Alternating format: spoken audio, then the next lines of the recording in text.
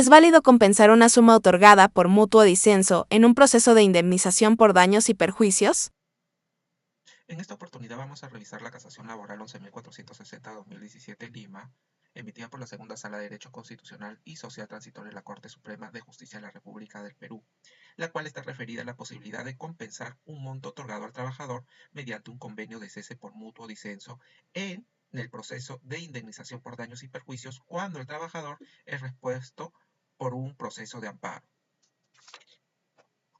En esta casación se tiene que quien recurre es la parte demandada, que es el empleador, contra la sentencia de vista que confirmó la sentencia de primera instancia que declaró fundada la demanda. Las causales que denuncia son infracción normativa por inaplicación del inciso 3 del artículo 139 de la Constitución Política del Perú e infracción normativa por interpretación errónea del artículo 57 del texto único ordenado de la Ley de Compensación por Tiempo de Servicios, aprobado por el Decreto Supremo 00197-TR, y también la infracción normativa por interpretación errónea del artículo 1332 del Código Civil. Como antecedente tenemos que la parte demandante solicita el pago de 97.450 soles por concepto de indemnización por daños y perjuicios que comprende lucro cesante, daño emergente y daño moral como consecuencia del cese ilegal producido por decisión de la parte empleadora que previamente ha sido reconocido en un proceso de amparo. En primera instancia se declara fundada la demanda teniendo en cuenta que se reconoció que mediante sentencia judicial en un proceso de amparo que el trabajador fue despedido arbitrariamente. Se evaluó si le corresponde el daño emergente y lucro cesante y daño moral, amparando el extremo del lucro cesante desde la fecha de despido hasta la suscripción del convenio de cese por mutuo disenso, que equivale al periodo de 2 años, 6 meses y 15 días, teniendo en cuenta como última remuneración la suma de 1.480 soles, que se puede verificar de las boletas de pago que obran en el expediente, y la suma de 45.000 soles es lo que ordenó el juez a pagar. No otorgó la suma íntegra por concepto de daño moral por no estar probado en forma precisa el monto del resarcimiento, pero en aplicación del artículo 1332 del Código Civil, el juez de primera instancia ordenó el pago de 10.000 soles por concepto de daño moral. Y finalmente, respecto al daño emergente, dicho concepto no fue estimado. La sentencia de segunda instancia confirma la sentencia de primera instancia en términos parecidos. En cuanto a la infracción normativa referida a la vulneración del debido proceso y la tutela jurisdiccional efectiva, la Corte Suprema, luego del análisis y consideración del marco jurídico que regula este derecho constitucional, declaró que no corresponde amparar dicha infracción, puesto que la Sala Superior ha valorado cada medio probatorio de manera conjunta y suficiente y que al concepto de daño emergente el demandante no apeló. Así que desestima y declara que no se ha vulnerado el debido proceso. Ahora, en cuanto a la infracción denunciada referida al literal B del artículo 57 del Decreto Supremo 001-97-TR, la Corte Suprema, en su noveno considerando, cita el contenido de dicha norma, que es el que sigue. Artículo 57. Si el trabajador al momento que se extingue su vínculo laboral o posteriormente recibe del empleador a título de gracia, en forma pura, simple e incondicional, alguna cantidad o pensión, estas se compensarán de aquella que la autoridad judicial mande a pagar al empleador como consecuencia de la demanda interpuesta por el trabajador. Para que proceda la compensación debe constar expresamente en documento de fecha cierta, que la cantidad o pensión otorgada se efectúa conforme a lo establecido en el segundo párrafo precedente o en las normas correspondientes del Código Civil.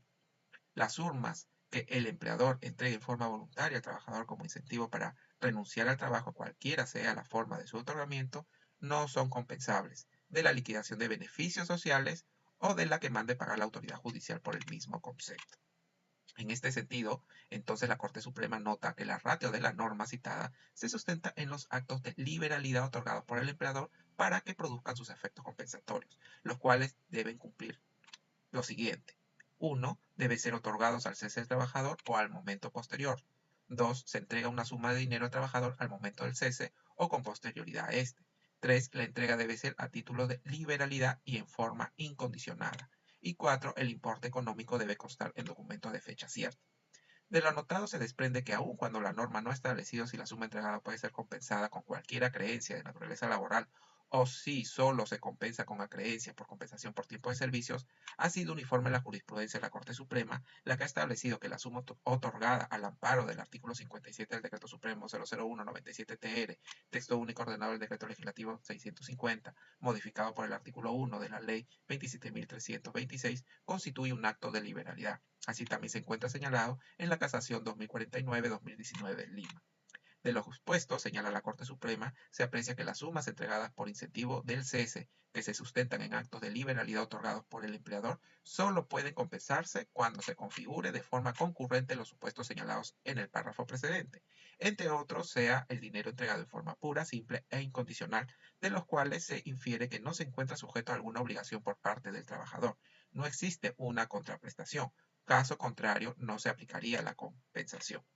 Siendo así, la Casación 1394-2004 Lima prescribe el monto extraordinario entregado al demandante, que además tiene propiamente el carácter de incentivo, resulta ser la contraprestación por su decisión de terminar voluntariamente el contrato de trabajo. Siendo así, no resulta procedente la compensación de crédito. Por lo tanto, pueden compensarse cualquier acreencia de naturaleza laboral, ello en tanto la finalidad de dicho concepto radica en permitir que el empleador pueda oponer aquellas sumas abonadas al trabajador bajo este concepto cuando por mandato judicial se ordena el pago de otras cantidades al propio trabajador.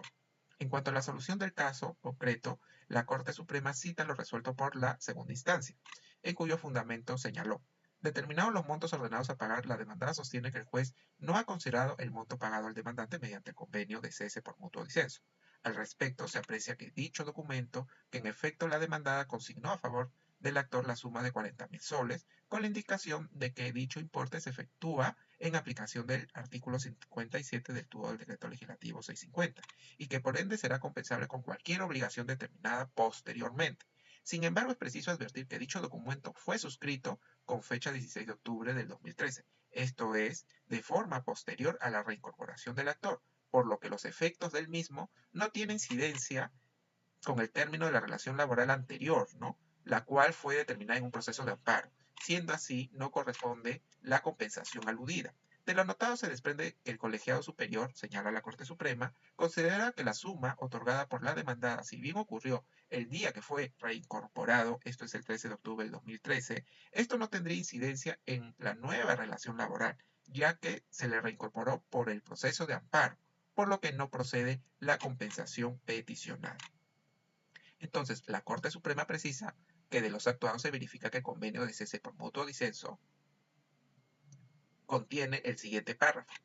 en virtud de lo señalado mediante el presente convenio, el empleador y el trabajador convienen en que el trabajador extinga su vínculo laboral con la asociación, renunciando asimismo al mandato ordenado por el 10º Juzgado Constitucional de la Corte Superior de Lima. Dicha extinción del contrato de trabajo se realiza por mutuo disenso al amparo de los dispuestos del inciso D del artículo 16 del texto único ordenado del Decreto Legislativo 728, Ley de Productividad y Competitividad Laboral, aprobado mediante el Decreto Supremo 00397-TE.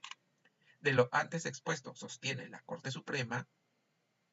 se señala que efectivamente, y en modo contrario a lo previsto en la ley, el monto que ha sido otorgado al demandante ha sido entregado de manera condicional y no a título de liberalidad, pues estaba determinada a su renuncia concreta luego de obtener su reposición laboral como consecuencia jurídica y judicial de lo señalado en el proceso de amparo seguido, por lo que en dichas sumas con la obtención y la búsqueda directa del cese del trabajador y o la extinción de la relación laboral. De este modo, no se aprecia infracción normativa de la causal denunciada por la demandada, por lo que rechazaron esta causal. En cuanto a la causal referida a la infracción normativa del artículo 1332 del Código Civil, que señala que si el resarcimiento del daño no pudiera ser probado en su monto preciso, deberá fijarlo el juez con valoración equitativa. Respecto de esta infracción, la Corte Suprema señala que debemos mencionar que el citado artículo hace referencia específicamente a que la ley le otorga al juez, siempre bajo el influjo de su criterio y el principio de equidad, el poder de determinar el monto del resarcimiento del daño a través de una valoración equitativa, siempre que se encuentre frente a la imposibilidad de probar. Solución del caso concreto. En el presente caso no comparte la Corte Suprema lo alegado por la parte recurrente, que es la empleadora, por cuanto la interpretación particular que hace del referido artículo excede el texto del mismo y propone que el juez determine criterios objetivos para la cuantificación del daño moral, que no se encuentran previstos en la norma, aludiendo a una supuesta imprecisión en la cuantía del daño. sin considerar que el texto del artículo está claramente referido al criterio del juez en la determinación de dicha cuantía resarcitoria, en el caso puntual de imprecisión en su monto. Por esta fundamentos, entonces la Corte Suprema también rechaza esta causal denunciada. En este sentido, entonces desestimaron el recurso de casación en su totalidad, declarando infundado el mismo, no casaron la sentencia. Saludos.